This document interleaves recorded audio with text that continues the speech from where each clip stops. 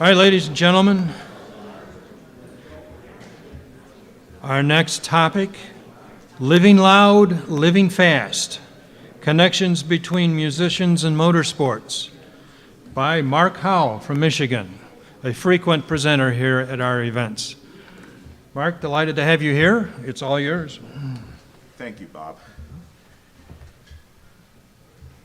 And I will echo everyone's sentiments that it's nice to be back in person.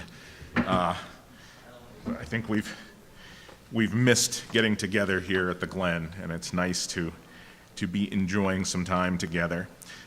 Just as kind of an introduction to this topic, I've been working on a manuscript the last couple of years looking at the connection between motorsports and the manned space program, and not so much in the technical aspect. I think that's been covered in quite enough detail. But I'm looking at the personalities, looking at the connection between astronauts and drivers, a lot of astronauts who were hobbyist drivers, some who became professional drivers later in their careers.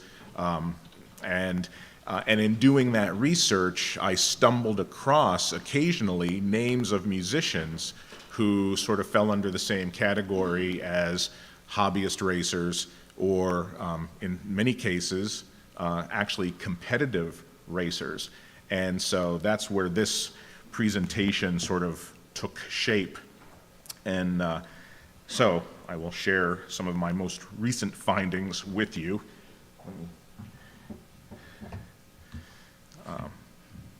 I guess I fall under James's category of the older automobile enthusiast. I have to get my glasses on here. And I will add, I have multiple sclerosis, hence the chair for getting around, but I will have you know that Bobby Unser had the exact same chair that I do. And I won't say that's the reason I bought it, but after I got mine, I noticed him at the Ford Museum doing some promotional and some work with the display they put in down there, and he had the same exact chair. So that's. Did you beat him around the track? I don't know. I would like to try and set a closed course record with this later, but the track is closed now, so that's unfortunate. We need to start meeting earlier in the year. So with that, let's delve into this, and we'll see what happens. It might seem challenging to find a direct correlation between country music legend Marty Robbins and heavy metal frontman Vince Neil, but one needs to look no further than an asphalt speedway. Despite their differences in musical genres, clothing styles, and their respective eras in entertainment history, these two outwardly unrelated personalities are more similar than one would think. That's because both escaped the demands of the music business by climbing behind the wheel of a race car. Note that I am not focusing on musicians who dabbled in novelty races like the Toyota Pro Celebrity Race held in Long Beach, California between 1977 and 2016.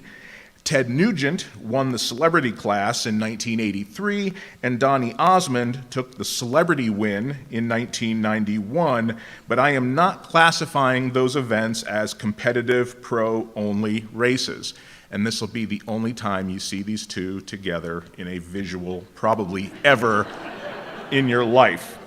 Although, as a pro, Ted Nugent did compete in the Baja 1000 on a couple of occasions, as did Mike Nesmith of the Monkees. My focus is on the handful of professional musicians who have spent their leisure time as professional race car drivers. The two occupations enjoy somewhat of a symbiotic relationship, a unique relationship highlighted by the need for participants in both of these audience-oriented, public performance-based disciplines to demonstrate numerous essential qualities, including patience, timing, memory recall, teamwork, hand-eye coordination, and control. While it is the accumulated wealth of most professional musicians that enables them to collect specialized automobiles, it does not by any means require them to drive those exotic cars competitively. Motorsports are not for the faint of heart. Racing cars is not only inherently dangerous, but it is prohibitively expensive and both physically and mentally challenging. Perhaps it is these last two demands that link motorsports to music. Both activities tend to be performed before a paying audience, and both require the participant to be something of an exhibitionist. Any fear of failure must be overshadowed by prodigious confidence. A musician who makes a mistake will recover from their error by staying calm and pushing onward through the song. A racer who makes a mistake, on the other hand, will hopefully recover enough control to stay on course and avoid wrecking their car and themselves and others. One of the first professional musicians to climb behind the wheel of a race car was Johnny Clay, a jazz trumpeter and band leader from England who gave up the music business entirely and moved to Belgium to drive competitively. Clay made 23 Grand Prix starts between 1948 and 1956, scoring his first career victory at the 1950 Grand Prix des Frontières in Chimay, a race he won again in 1951. In 1953, Clay won the Liège-Rome-Liège Rally, and in 1954, he managed to win his class in the 24 Hours of Le Mans. Unfortunately, Clay's racing career was cut short when he was diagnosed with TB in 1955. The musician turned racer died the next year at the age of 39. Johnny Clay transitioned smoothly from a career in music to a career in motor racing. But it's important to acknowledge that not all musicians who enjoy racing see themselves on a starting grid. Some musicians utilize their creative gifts in admiration of motor racing achievements and history. The late George Harrison, for example, was a close friend and admirer of Jackie Stewart. Stewart wrote a book in 1972 titled Faster, A Racer's Diary, which chronicled his 1970 racing season, a year that was scarred by troublesome race cars, unreliable sponsors, and the on-track deaths of two fellow drivers, one of whom, Jochen Rindt, was Stewart's best friend. Harrison, who had a collection of racing photographs, spent 1977 traveling the circuit with Stewart. His experiences resulted in the song Faster, which reflected on the trials and tribulations of Formula One as seen from Stewart's perspective. The song appeared on Harrison's self-titled solo album in 1979. Another musician who put his fascination with motor racing into song was Mark Knopfler. His single, Speedway at Nazareth, which is from 2000, used the challenges of an IndyCar season as a metaphor for life. And in 2010, Mark Knopfler released The Car Was the One, a single commemorating the life and legacy of the late Mark Donohue. Mark Knopfler read Donohue's 1975 autobiography, The Unfair Advantage, and was intrigued by Donohue's story of being an up-and-coming racer who wanted a chance to drive the new Shelby Cobra, a car Knopfler referred to in his song as the One.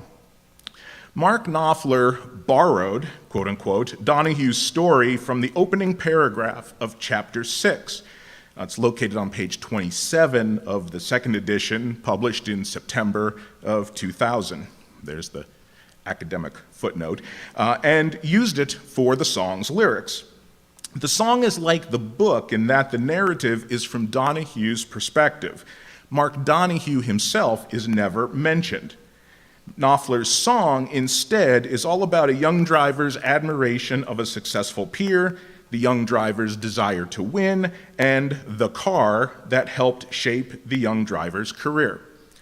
For many other musicians enamored with motorsports, the allure of competition is too powerful to ignore.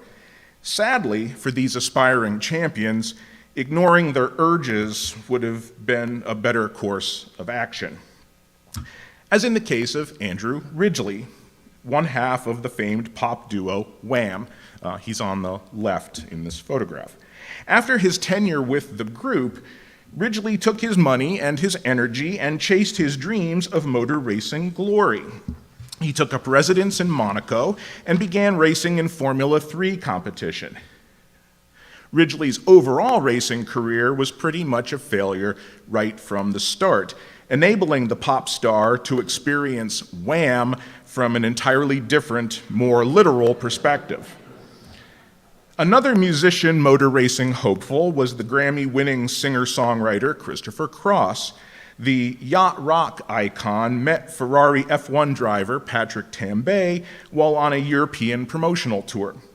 Cross experienced the high-performance supercar culture in Modena, had lunch with Enzo Ferrari, and suddenly felt inspired to pursue an entirely new career.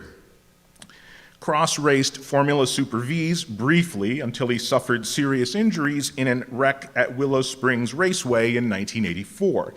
Following months of recovery, Cross tried to drive again, this time as part of the video for his 1985 single, Charm the Snake. The video features Cross behind the wheel, this time of a Formula Atlantic car, supposedly chosen because he thought the car looked a lot cooler because it had wider tires. Christopher Cross aspired to drive in the American Racing Indy Lights series, but he accepted the fact that he wasn't skilled enough to ever try qualifying for the Indy 500, which was one of his dreams. His physical size had racing insiders suggesting that he try driving stock cars, but Cross's motorsports career effectively stalled, pardon the pun, after a handful of Formula Super V events. That's not to say there haven't been musicians who've managed to try motorsports and achieve some level of success.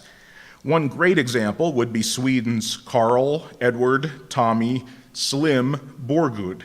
I hope I'm pronouncing his name properly, or correctly, who combined his talent as a jazz rock drummer with his love of racing to achieve a respectable driving career across a variety of European motorsports classes.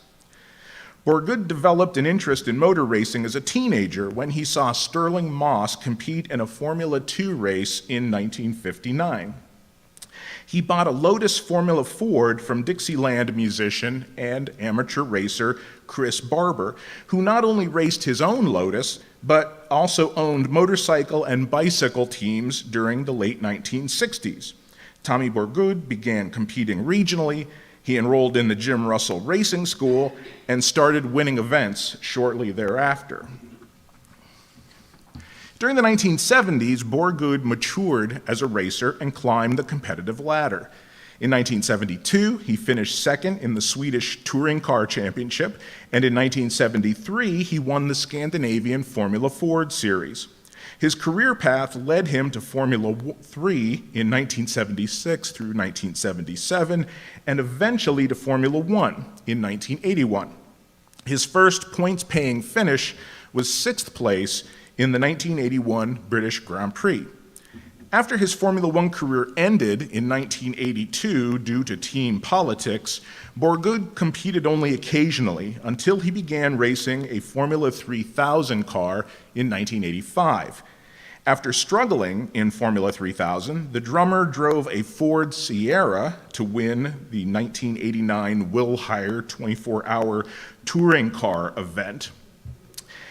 And on the heels of his European truck racing championships in 1986 and 1987.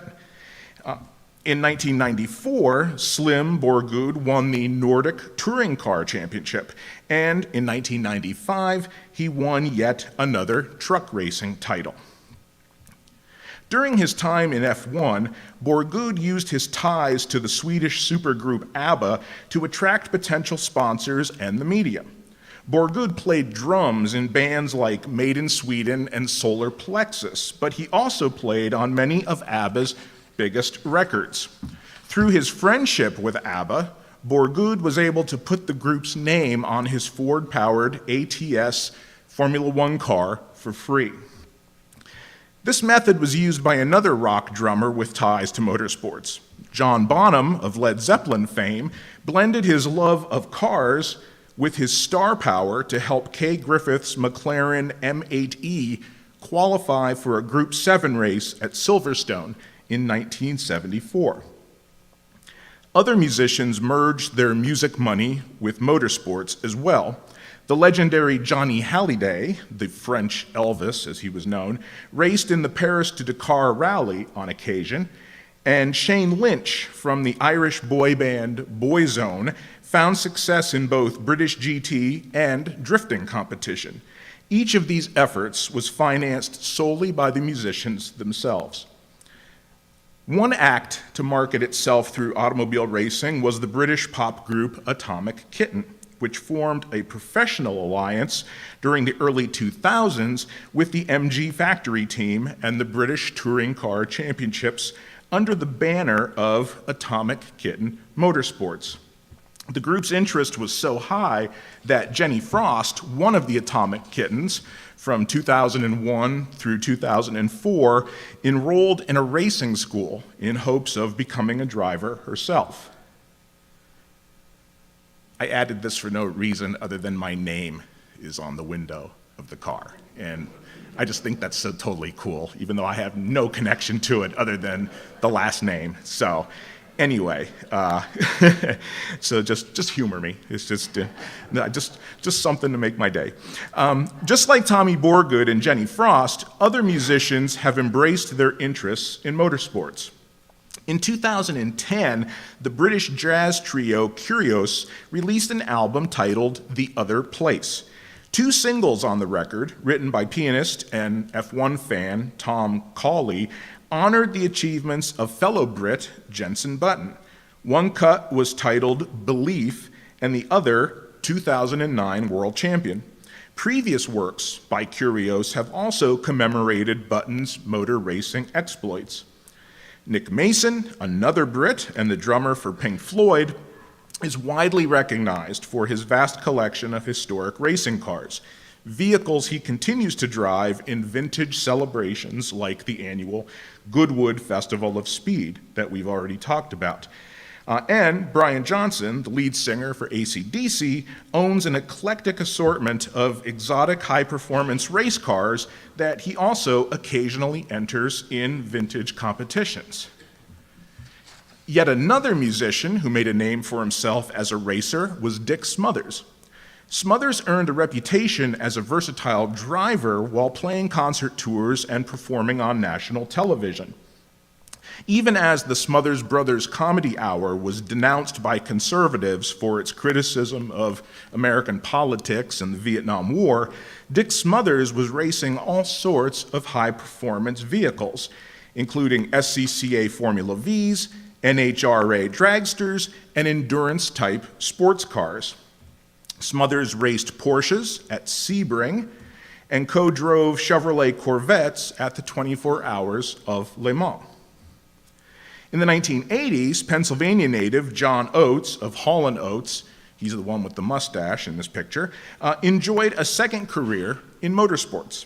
Having grown up around sports cars near the shops of Porsche legends Bob and Al Holbert, Oates developed a keen interest in road racing.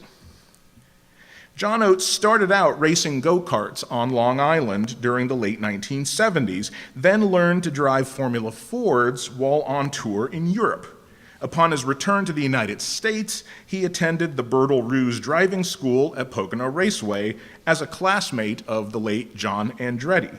I actually saw John Oates race a Formula Ford at Pocono back in the early 1980s. He's not here, right? Okay. He spun the car a lot. He would go into the first turn, loop the car, come out of the dirt, and then he'd come around and he'd loop the car again. But oh well, he was having fun, so that's all that counts. Oates also competed in the SCCA's Sports 2000 class for 2 seasons. John Oates met Jackie Stewart through George Harrison, and he followed the racing career of Richard Lloyd, a British driver who had worked 6 years for Decca Records. In 1983, Lloyd put Oates behind the wheel of a Porsche 924 GTR in an IMSA race at Lime Rock Park in Connecticut, and he finished 10th out of 37 cars. An accident at Road America ended Oates' competitive racing career. He now lives in Nashville, Tennessee, where he's active with community efforts in hopes of bringing both NASCAR and IndyCar events back to Music City. In 1992, the aforementioned Vince Neil, frontman for the heavy metal band Motley Crue, pursued his interest in racing and competed in 4 Indy Lights events. He drove the Say No to Drugs, isn't that ironic, March Buick to an average finish of 12.75 and a career best finish of 10th in a race at Milwaukee. Now, we should acknowledge at this point that the music motorsports continuum goes both ways. Formula F1 driver Damon Hill and IndyCar veteran Kenny Brack are both accomplished guitarists, while Elio De Angelis and the late Francois Sievert were classically trained pianists. Sievert supposedly performed an impromptu concert at Seneca Lodge the night before his death in the Grand Prix in 1973. So if any of you local folks are aware of that or can confirm that, supposedly that's part of his lore. In NASCAR, Cup Series driver Bubba Wallace plays the drums for relaxation and has performed on stage with various bands during race weekends. And Kyle Petty, son of NASCAR Hall of Famer Richard Petty, has enjoyed quite a lengthy side gig in country music. Petty, who had 8 wins during his 30 years in the Cup Series, has also recorded albums, filmed videos, and performed shows all across the country, including at the Grand Ole Opry in Nashville. Kyle Petty has continued to perform his music since retiring from driving in 2008. Perhaps the most recognized motor racing musician in the United States was country music legend Marty Robbins. He recorded a catalog of more than 50 albums and scored 17 #1 singles during his music career. But there was more to Marty Robbins than white sport coats and pink carnations. There's a little reference for some of you old-timers out there, myself included. Robbins grew up in Arizona, where open-wheel competition was the main form of motorsport. While living in Nashville as a singer and songwriter during the late 1950s, yes, Bob? Okay. He began driving microsprints, eventually graduating to regional late models, modifieds, and stock cars. As his music and racing careers grew, Marty Robbins' interests evolved into a tradition at the Grand Ole Opry. Robbins would be put last in the lineup.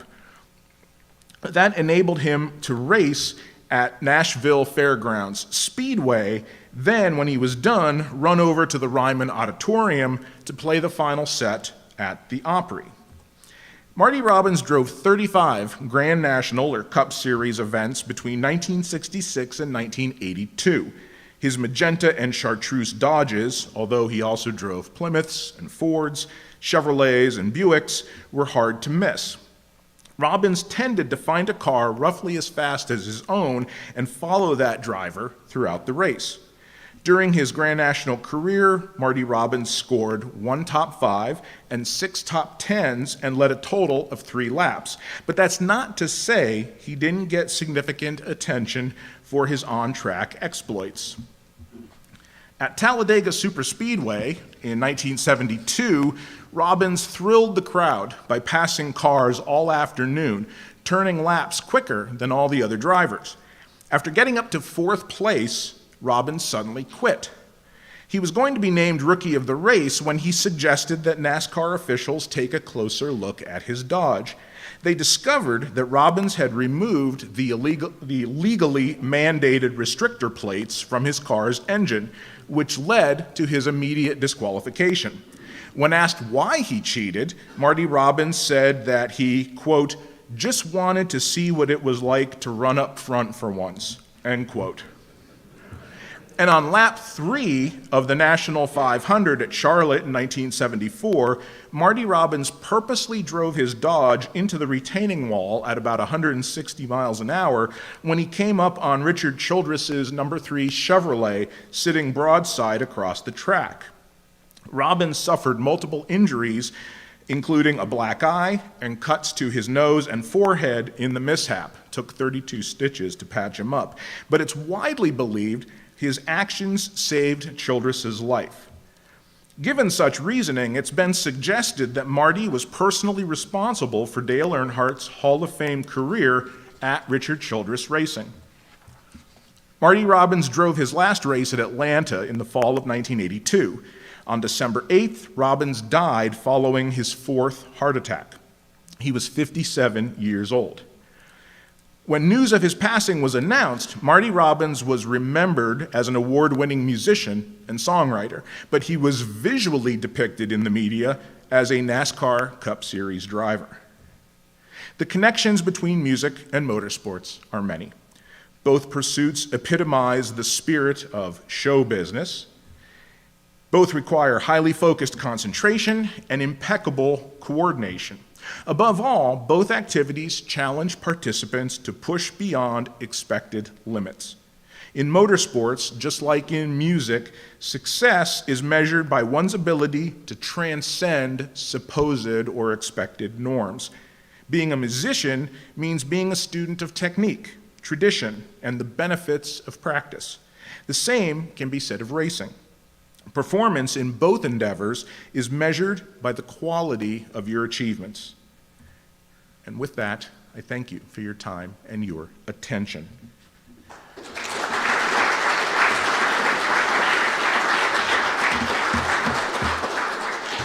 Oh, and if I had waited just a little bit, I would have got the photo of Ross Chastain sliding against the wall right behind Christopher Bell here, but that photo wasn't available when I was putting this together, so. Thank you, Mark. Your usual riveting presentation. Are there any questions? Just a moment.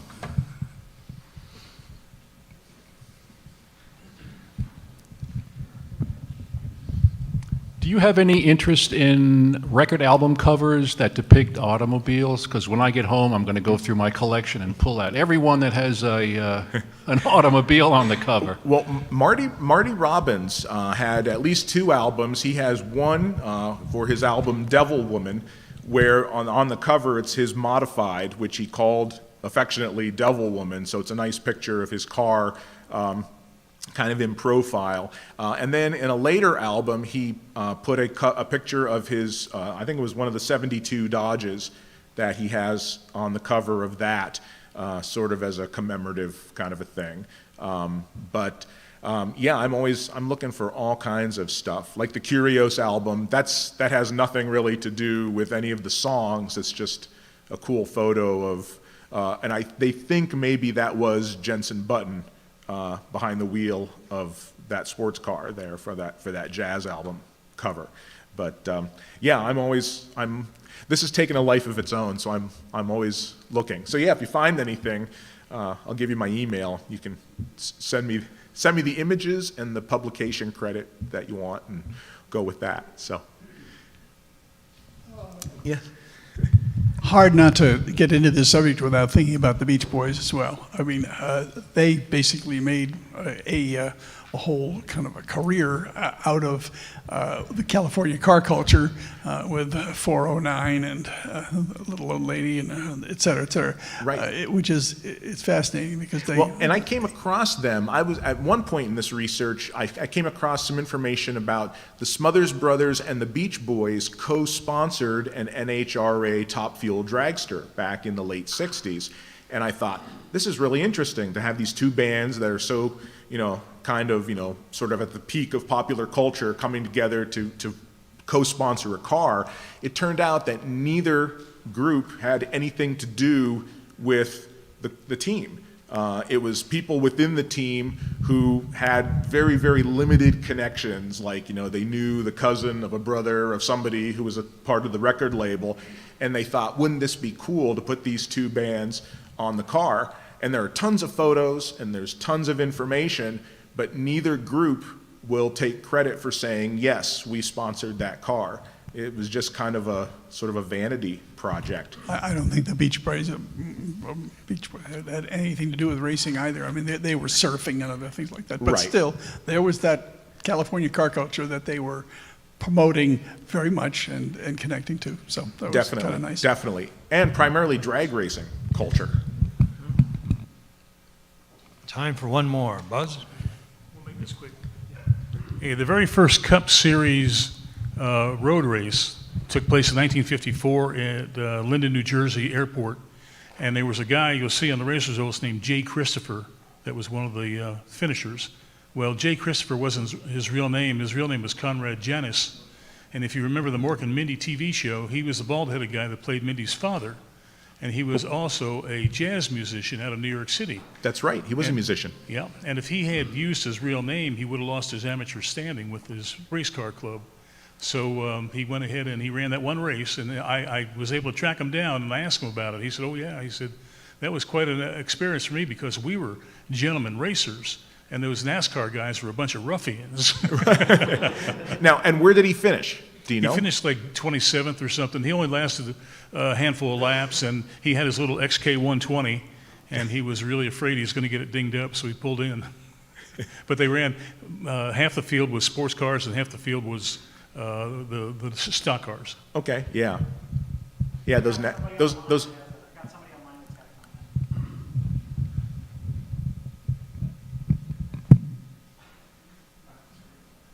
Yeah, you can't trust those NASCAR guys.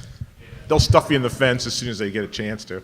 All right. One of our online viewers, Darren Tahara, says, tell Mark that Brian Johnson competed at Watkins Glen in the historic race in the early 2000s. Very cool. That's good to know. I will now have to go and I'll have to find a place around here that has archival information about Watkins Glen and see if I can find some photos or some track records or something. So if anybody knows of a place, let me know. Time for just one more quick. Yeah, Mark, one of the earliest musicians I know of getting involved in motorsport was band leader Guy Lombardo. He was a well-known boat racer back in, I guess the 30s to the early 50s, and at one time I believe he held the world water speed record. Guy Lombardo did? Yeah. Oh my gosh, okay, I haven't even looked into other kinds of motorsports, but yeah, in my NASA research, there were Gordon Cooper and Gus Grissom were boat racers. They would team up and they would do essentially like offshore hydroplane type things, and so there is kind of a boat racing theme. But I'll definitely have to track that down because that's fascinating. Paul Whiteman, the big band leader, was instrumental in the development of Daytona International Speedway. He was one of the sort of the movers and shakers behind that. And so, yeah, the deeper I dig, the deeper I go. There's a lot going on here. So I appreciate all the feedback. And that goes for anybody. Any kind of information you have, please feel free to share it with me. Mark, thank you very much. Thank you.